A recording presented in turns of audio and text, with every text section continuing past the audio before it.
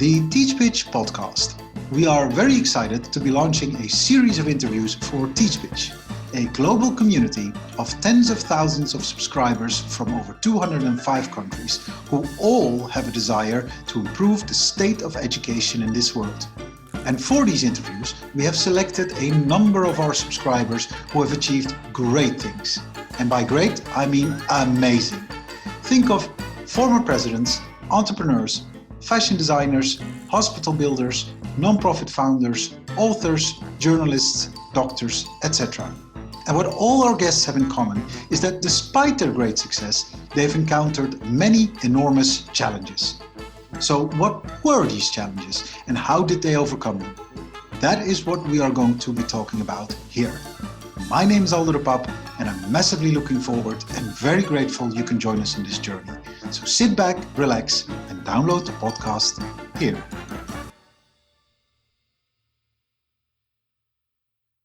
And so as scientists, we kind of, at some stage, you need to let go. You need to say, okay, I've told you what I think you should do. Yeah. And now you take that knowledge. And the critical bit is you need to be able to make sure that you at least translated the knowledge sufficiently that they grasp what you're recommending before they can then make a decision of, well, we're not going to listen or we'll partly listen. Yeah. We'll take all of your recommendations. Happy Thursday, everyone. I'm very excited to be launching a new interview, episode 42. And this one is one that is very close to my heart because it is about the environment. And over the previous 41 episodes, we've spoken about a lot of things, but we haven't necessarily spoken about the environment. So I'm very happy with this guest. Her name is Dr. B. Berx. And she is an oceanographer working for the Scottish government. She advises the Scottish government on how to approach all changes that are ongoing in our oceans, and particularly in ocean life. And I thought it was such an interesting conversation, most definitely a conversation that taught me a lot. Among other things, we spoke about life in the ocean, which I thought was fascinating. And another thing that very much surprised me or that I wasn't aware of was basically the role of the ocean in the entire ecosystem here on our planet.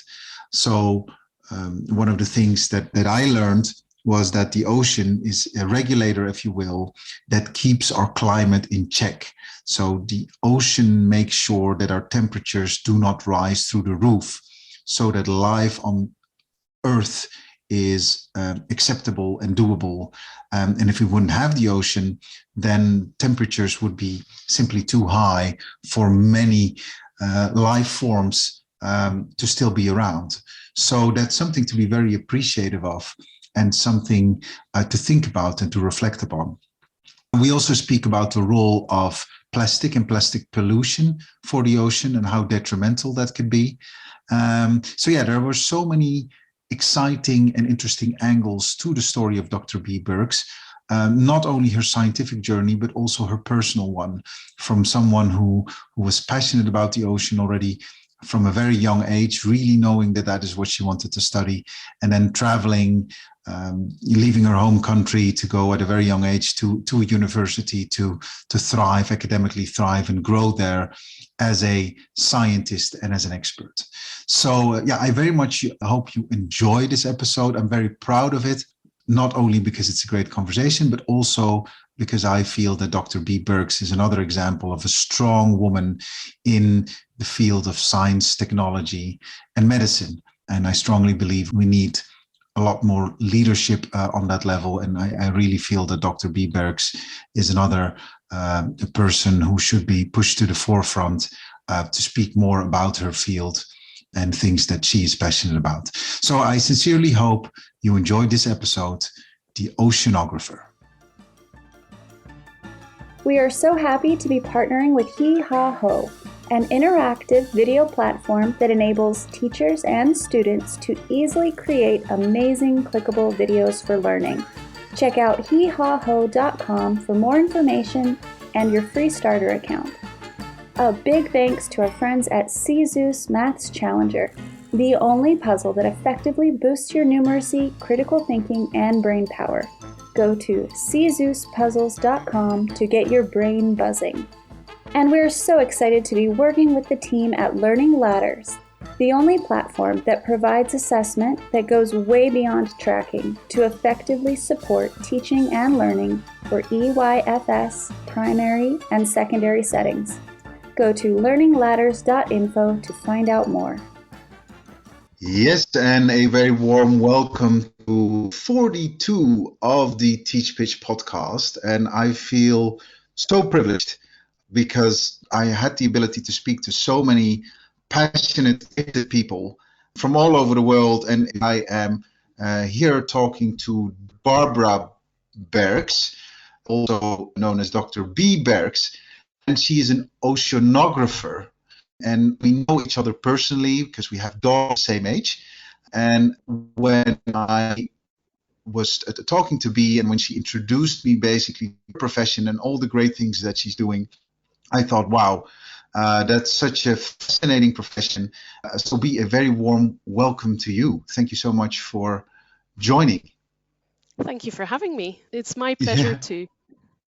Yeah, and this is one of these examples whereby private and professional mixes each other, because I really mean it when you spoke a little bit about what you are doing and how you're involved here with the Scottish government in looking at the environment and more particularly the ocean, and how you approach this from a scientific angle. I was very inspired, and I'm not the only one, because I know you're out and about often to people and conveying your knowledge to loads of people all over the world. So in the beginning, I almost wanted to introduce you as a marine biologist, but that's not. You are a oceanographer. Is that correct? Yes. So I study the ocean physics, mainly the flow of the ocean, how warm it is, how salty it is, and that has an impact on all marine life. So then, of course, I collaborate with people like marine biologists or fisheries scientists to study how that ocean environment, the ocean climate, really impacts the kind of productivity of the ocean, safety in the ocean, those kind of things. Okay, so let's dive into that particularly, because I just want to take me back to when you decided that that is what you wanted to study, because it's something beautiful and something very much needed. It's also very exceptional. It's not like a mainstream, I think, career choice nor choice to study. So where did this all begin? So I'm originally from Belgium, and I come from the center of the country, and Belgium has a very small coastline. So it's not an obvious choice to study the ocean when you're from Belgium. And I think my real inspiration came from reading a book which was about the journey of the Belgica, which is a ship which was one of the first ships to overwinter in Antarctica. And it was a Belgian vessel, or the captain was Belgian. And it was a very inspiring book, and I started to read more books about sailing and those kind of things. But I never really was into sailing or scuba diving. I just really loved the idea of the ocean, and I really wanted to study it. So at a relatively young age, I decided I wanted to be an ocean scientist. And I initially wanted to go study all the way across the world in North America. And then eventually I ended up in Wales. And I moved there when I was 17 to start studying at university. Oh, wow. And it was very much because I really wanted to study that subject that I made the move. Yeah. I really wanted to make what I enjoyed into my profession. And I've been very fortunate that I've been able to do that. Yeah. And what was in Wales most particularly? So what did Wales offer kind of on an academic level for you? It was a very well-respected school. So it has an ocean sciences school that had international renown. They had a research vessel which they offered students to get experience on. And I was very fortunate that during one of the summers I decided to stay. And at very short notice, they needed someone to come help out on a research survey on the vessel. That really gave me a network or links into the research group there, and they were very accommodating or encouraging of me, and they kept asking me to come on these trips and do research at sea, and I really loved it. I really enjoyed Yeah. working with them, so I stayed. Yeah. So you initially did your, am I correct to assume you originally did your bachelor and master's there, or did you do your PhD there as well? How did that go about? Yeah, I stayed. I think it's where you have a fortunate collision of events. So I initially did my bachelor's there, and after my bachelor's, I wanted to go study somewhere else. But then an opportunity to get funding for a master's course came up, and I took it. I decided to stay. And then at the end of my master's, again, I was looking at other places to go do a PhD, but in the end, there was a PhD there, and it was in a topic that I really thought was interesting. When I studied, I kind of did marine biology as well and ocean physics, and the PhD that was on offer was a kind of project that combined those two. It was about the interactions between the biology and the physical environment, and how tides in the sea were driving food supply to mussel beds locally. It was working with a local mussel fishery, so there was some kind of engagement with the local industry, and it was of relevance to them to understand more of how the physical environment was influencing the productivity of their mussel beds. And so I really enjoyed that, and I decided to stay. And it was a very enjoyable environment. It was a great place. If you're ever in North Wales, it's lovely. There's coast, but there's also mountains, so you could go mountain walking and hiking, which I really enjoyed. And I took up surfing, so I fell in with a surf crowd, and we hung out on the beach, and it was a lovely time of my life, I would say. Sounds great. So in all, how many years were you in North Wales? I spent 7 years there.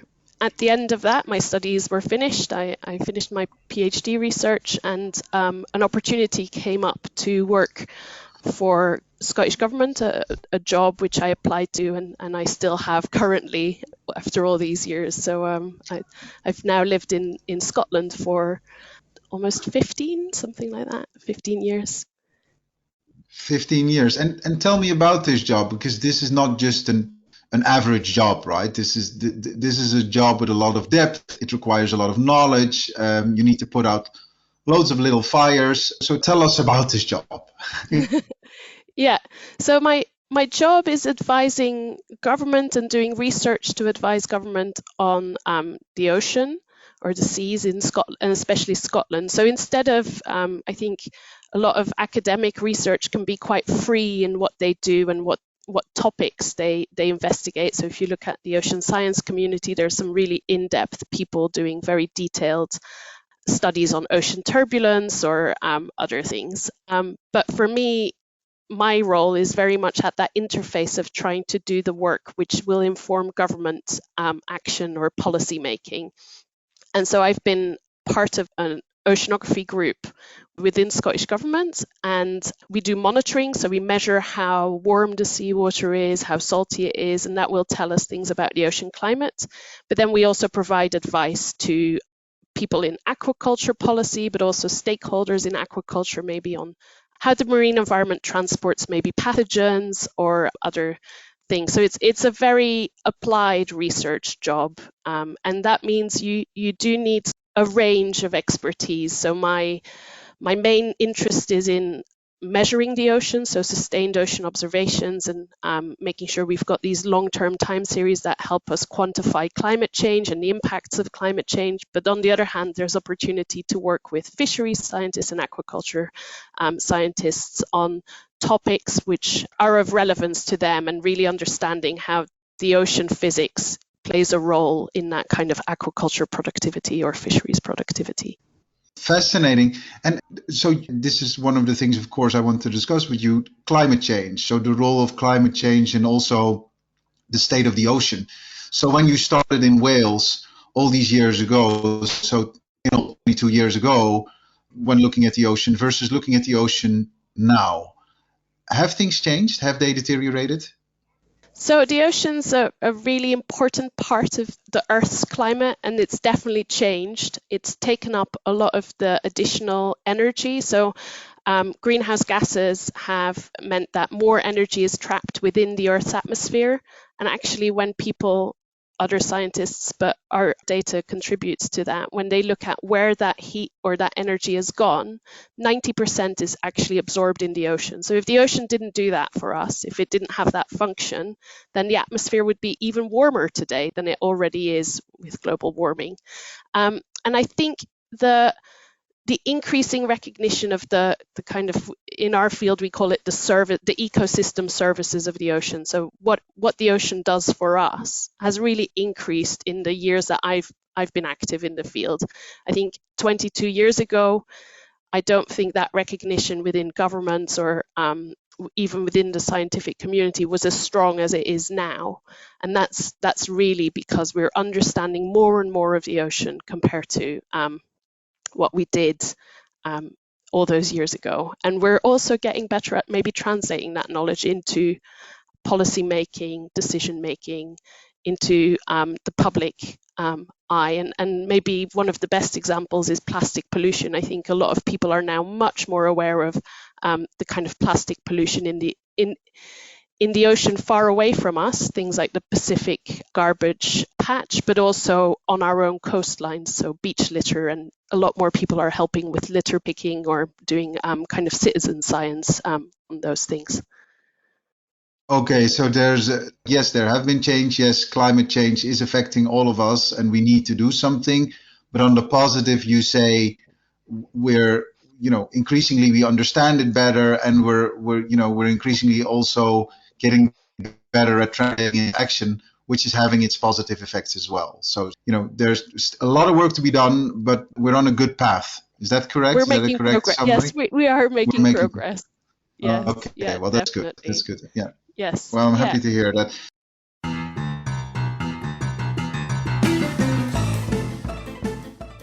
I'd like to go to your challenges, because this is a podcast about career challenges of people with, great professions.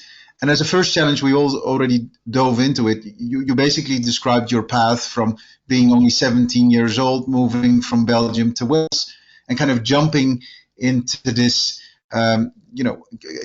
incredibly exciting academic field. But I can imagine that at times it must have been a little lonely for you as well, immersing you in academia, but leaving home. What was that like for you?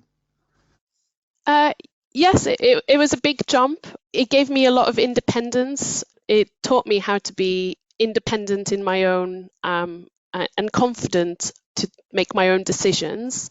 But I was also very lucky, and I've already mentioned, I took up hobbies to try and find a family away from home. And I was very fortunate that the mountain walking community that I fell in with and the surfing community were very open and welcoming, and they really replaced family to a great degree when I was away from home, and that was a joy. And it also gave me a kind of embedding in a culture which is it was still a North European culture, but it is a little bit different from your home culture and a different language, and you learn so much, and it really adds value to your life, I think.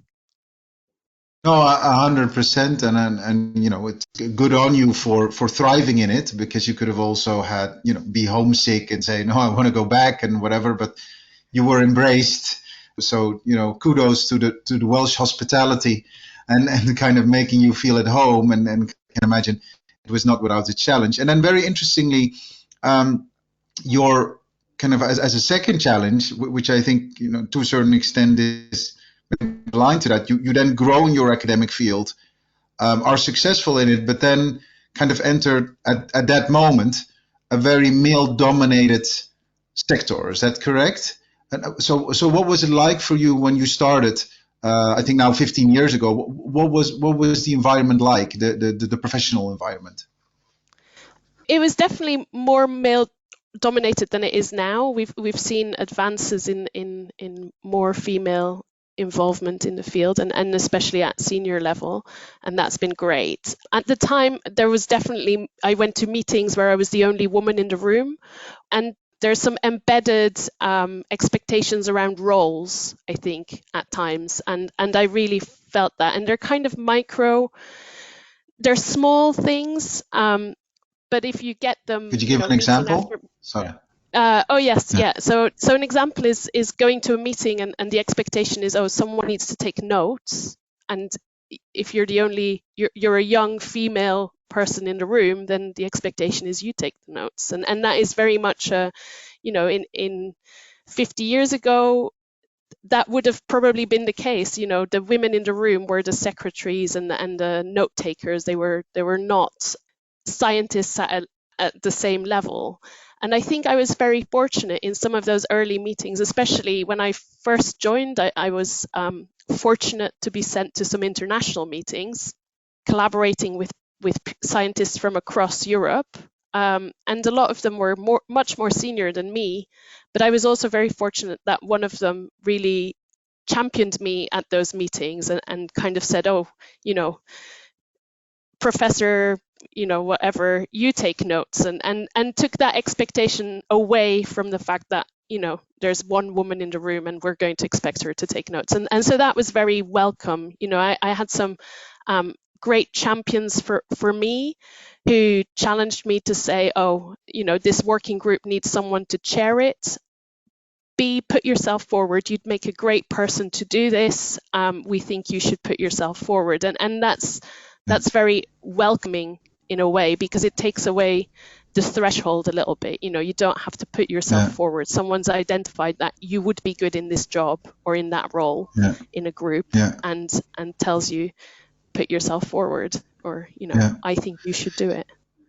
It reminds me a little bit of kind of another story of a friend that I have, and she's a medical doctor. She's very good at what she does. She's in a hospital, so she just walks around, of course, being very busy. If a patient stops her, it is first assumed she's the nurse. And so she always needs to explain, no, I'm a doctor. And the second thing that she encounters often is that people very quickly want to get on a first name basis with her. Right, so they go like, oh, Barbara, instead of doctor, right? Well, the patient doesn't know her, like they have no, whatever. But right away, getting with people on a first name basis happens a lot more with female doctors than it happens with male doctors. So for some reason, there's this programming of, and she needs to correct the people, and of course the people abide and the people apologize and whatever. But there's programming that, oh, it's a female in a hospital, so it's a nurse, or you're a little bit more informal with them than you would be with a male doctor. And I don't know where it comes from, but I think it's very good that we correct people, because it's not okay, right? You cannot just say like, let it go. No, you need to correct people and say, no, this is what it is. You would not do this. You would not apply this to a male coming at you with similar level of experience and knowledge and whatever. So please don't do it when the person's female. Yeah, and I think in our field luckily is quite informal, so we tend to be quite quickly on a first name basis at normal times. Many meetings I go to, there are flip-flops and Hawaiian shirts, so we're quite an informal field in ocean science at times. But that's the benefit also of, or the role for strong female role models, and especially now I find this, I'm at a stage in my career where I can challenge, and I'm confident enough to challenge and say, actually this is not okay, and try to break down those barriers. But I think 20 years ago I would not have done that, and so I try to be quite conscious and think, especially when I work with more junior people, what do I need to do to make sure that they thrive? And that's, being a woman is one thing, but there are other characteristics, your racial background or your sexual orientation. People are still being discriminated against, and so it is part of my role to be aware of that and to try and break down those barriers for other people as much as I can. I think, because I've had the benefit that I've had women do that for me in the past, but I've also had great, male figures who championed me and who helped break down those barriers for me. Yeah, that's great. I wanted to talk a little bit more, kind of your findings and the advice that you come up with, and then how that is basically taken on by government, in this case the Scottish government, to change it into policy. So, in terms of timeline, so where does the journey start? So there's a specific finding, there's a study that takes place, then how does that land on the desk of a Nicola Sturgeon, or the colleague of Nicola Sturgeon kind of involved with this? Could you explain a little bit kind of how that all comes together? It can go two ways. It can be we do our own research and analysis and want to and find something, if we find something quite critical, and then we will communicate that with the policymakers, the decision makers within government. And at that point, a key thing is you've been working on this analysis, which is very in-depth and very expert, and then you need to translate that into a kind of what we call lay terms, your average person would understand. But the opposite also happens, where they will have a question. They will try to be developing maybe some policy instrument or a legislation, and they will have questions of what does the evidence tell us that would be good for fish stocks or for the marine environment, and then they will come with questions. So then we work a little bit more in their sphere of trying to gather all the evidence that's already been published, quite often by other people, and translating that for them into something meaningful. So it can go both ways, I would say. And is there anything now that's a hot topic on your desk, or that government asks about, or maybe something recent, just to make it concrete? So a lot of my work currently is focused on climate change. So there is an international convention called the Oslo-Paris Convention, and within that, the management of the Northeast Atlantic is being undertaken across international bodies. Every 7 years, approximately, they publish a quality status report. So they try to assess the ocean status across a number of things. So they will be looking at litter, noise in the marine environment, the impact of human activities, the influence of the ocean productivity on our economics. But they also now have climate change very high up on their radar. And so part of what I'm working on is trying to translate everything we know on climate change, so how the ocean climate is changing, but then how that's impacting the marine ecosystem, how those marine ecosystem impacts are impacting our activities, so fishing and aquaculture in the marine environment. But then also, how can we make use of the ocean to help us solve climate change? And it sounds very use-focused, consumerist, but examples are, how does renewable energy, wind farms at sea, how can they help us reduce greenhouse gas emissions? How can we reduce greenhouse gas emissions by restoring marine habitats like seagrass beds or coastal habitats like salt marsh, and they will take up carbon from the atmosphere and store it away for us. So how will that reduce climate change? So that's currently one piece of advice we're working on at an international level. And so a lot of the questions I get are very much around how is climate change impacting the marine environment, but then also what do we need to do to adapt to that, and how can we help reduce greenhouse gas emissions? They're kind of the key questions, I would say.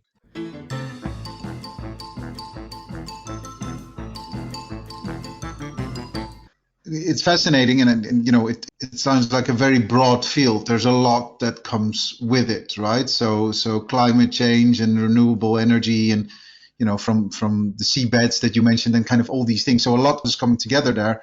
And this is also what you described in your third challenge. So in your third challenge, you basically describe, well, sometimes you have knowledge and you need to translate that knowledge to people who are not researchers like yourself, who are not in academia, who don't have such an extensive experience with the field, and still you need them to act on certain things. So that is challenging at times, and I can definitely imagine that also when advising government, which can move maybe rather slow, I don't know, but it sounds like a very bureaucratic apparatus. It can be challenging at times. So what do you do basically to tackle that challenge? Are there ways for you to get your message across very quickly? So for instance, if you have an urgent finding, right? If you say we need to act on this now, otherwise, there's not going to be, this form of life in the ocean is going to disappear. Do you have a way to fast track your knowledge so people act upon it? Yeah, I think my position, or our organisation within Scottish Government, is very fortunate in that we have these expert scientists who are part of government, and so we have very good links with the policymakers directly, and I think we almost have like a hotline. So if that really happened, we have some very quick ways that we could respond. I think in other countries that setup is at times different, and so it can look less immediate. But I think we've got some really good knowledge translators in governments across the world who will take that role. I think part of my role is really that facilitator role, or some of the expertise or the knowledge is not necessarily knowledge that I've got expertise in, or I have active research in, but it's trying to find out who does and either bring them into the process or understand what they are doing so that I can then translate it. So if they can translate it, at least to me at an expert level, then I can try to do that next step of, distilling it down to the next stage of an expert who understands the marine environment and how we use it, but who may not understand the science necessarily, or the in-depth science. So there's a role for these kind of knowledge translators, and I increasingly see myself within that sphere of I'm trying to convey the messages at a more simple level than the kind of academic researcher would do. Yeah. So you kind of need to make a TikTok video out of your knowledge, so that it comes into our bit-sized brain, so we understand. Like, oh, no panic, whatever. Make a video out of it, so everyone TikTok, gets. Yes. I think two things I try to do most is, can I distill it down in some bullet points so that it's like very, what is the problem? What have we found? What do we think is the advice of what should happen next? And I think as scientists, it's easy to, and I think the COVID pandemic has really brought that to the fore. There is a level of what the scientific expertise tells us that then gets translated to the policy making stage. And then at the end, there is a political or a social system decision at the end, which is, I think 10 years ago, we would say our policies were evidence-based. I think we're increasingly calling it evidence-informed. So we're taking account of the in-depth scientific expertise, but at the end of the day, there is a minister or a president is making the final decision, and at times their decision is not purely the science. It will be, the economics or their political framework will help color the decision, if that makes sense. Yeah.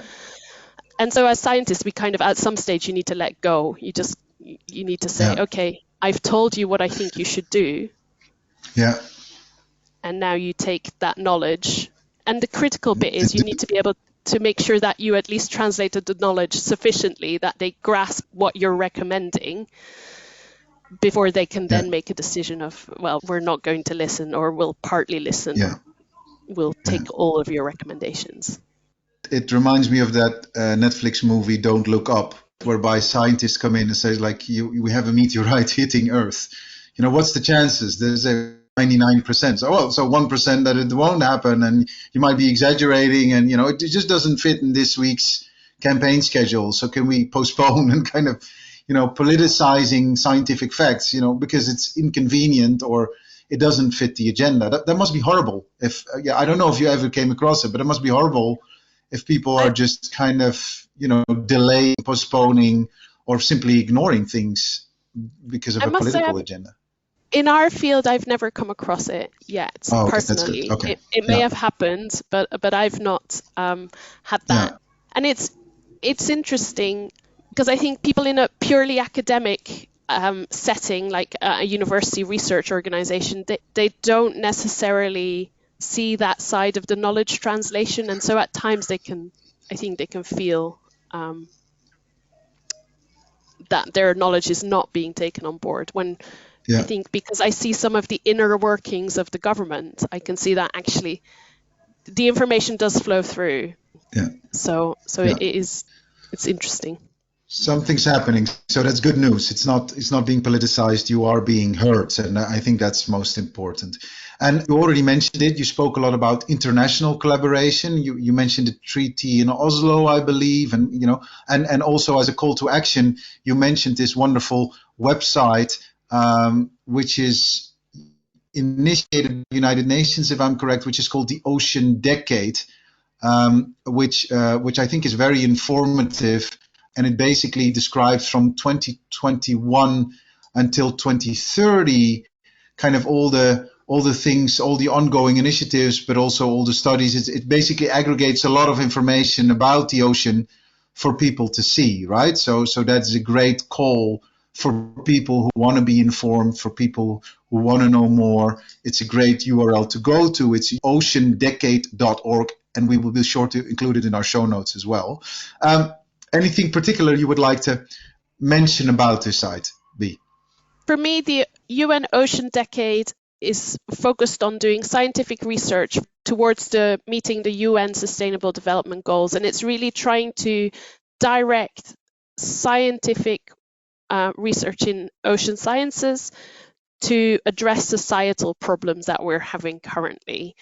And so it's really, I think, for people, people out there, it's a great opportunity to learn more about what the ocean's doing for us, the role of the ocean in our climate, the resources the ocean gives us in terms of fish and aquaculture, but also how pollution in the ocean is, still a problem, and how everyone globally is trying to address that.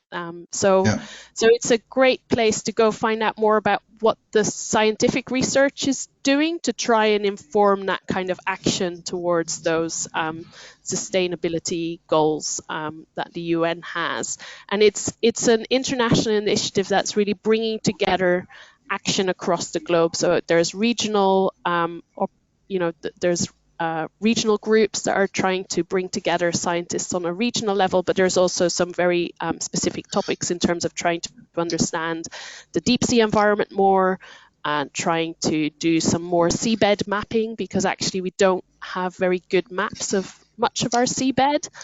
So those kind of international initiatives, which I'm not personally involved in, but I find very interesting. And I really want other people to get a love for the ocean. So if they engage with that, I'm sure they'll start feeling inspired. Like you felt inspired these years ago. Thank you so much, B, for explaining this. We're almost at the end of this interview. I have my two standard last questions, which I ask every guest. But before I do, I was just wondering, if people who are listening now who are passionate about the ocean, like you were yourself as a young girl in Belgium, what would you advise them to do? So if people are seeking a career path like the one you've had, what would you advise them to do? What would you advise your younger self is maybe what I'm asking. What would I advise my younger self? I think educate yourself, really learn about the wide range of issues, and keep in mind so what, why is it important? Why is it important to me? Why is it important to people, to our economics, our livelihoods? But yeah, I think I spent a lot of time in books and online, and I think I would recommend that. Just educate yourself on the subject and really find the love that you have for it in that.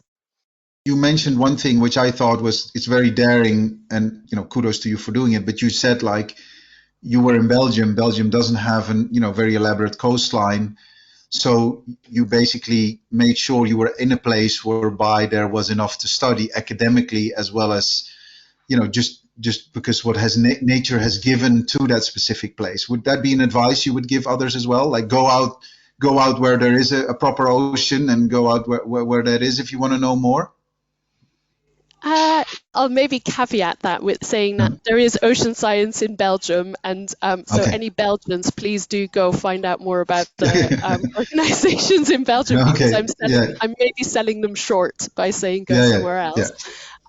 But I think it's take the opportunities, and that's what I did. You know, someone came and came to see me and said, "Can you next week go to sea?" And I was like, "Yeah, sure, yeah, I'll go." And I was also lucky that people came with those opportunities. But I think trying to identify where you will come across those opportunities, and then just be brave enough to say yes.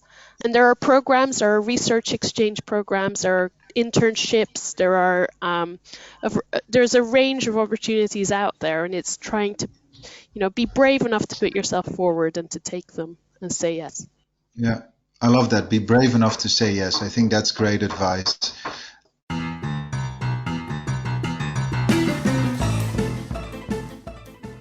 Thank you so much, B, for a great interview. Those are now my two very last questions, and I asked them to all my guests. And you've already hinted to it before. It's like you did a lot of reading. So one of the questions I always ask my guests is like, which book would you recommend for other people to read if they want to get into your profession? And it doesn't necessarily have to be a professional book. It could also be just a book that inspired you in general. Is there any book or website or article that stood out for you? So the book that really inspired me is a Dutch book, and it was called De Winter van de Belgica. So any Dutch speakers, that's a book I would really recommend. It's for young adults kind of literature, and I think it's very obvious to say The Blue Planet. Any David Attenborough narrated ocean program.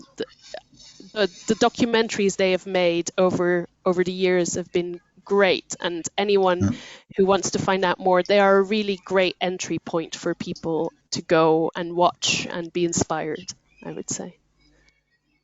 Nice. So The Winter of the Belgica is the translation of the book you mentioned, which is a young adult novel. It's so that's good reading.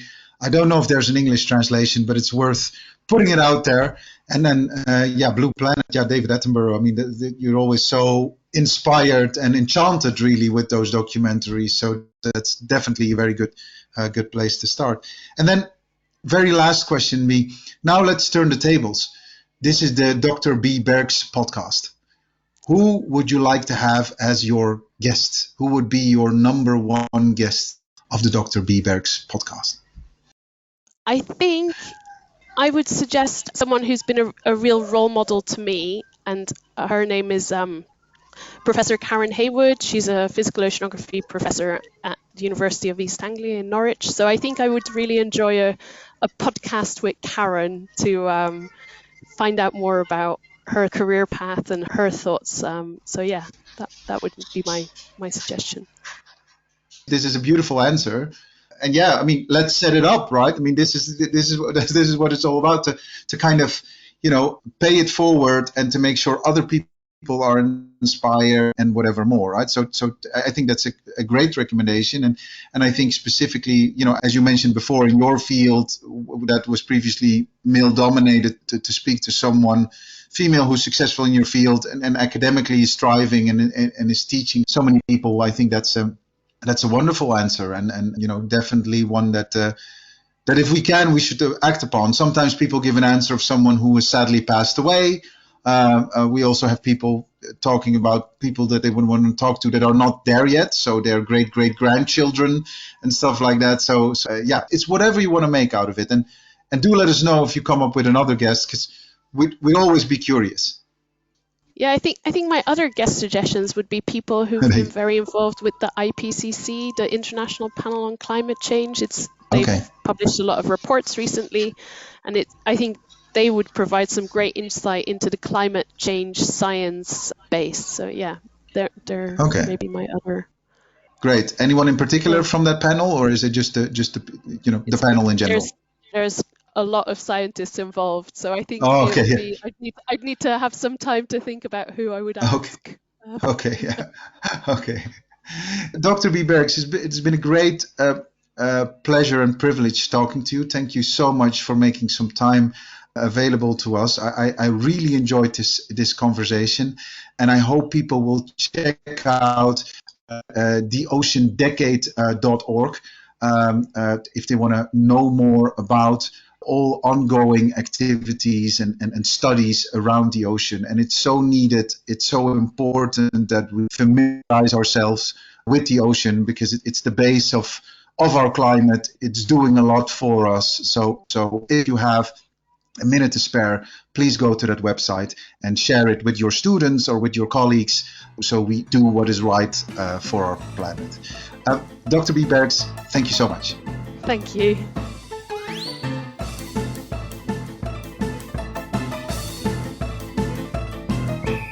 If you liked this episode of the Teach Pitch podcast, then it would mean the absolute world if you could share it with your friends and or give it a short review on your preferred podcast platform.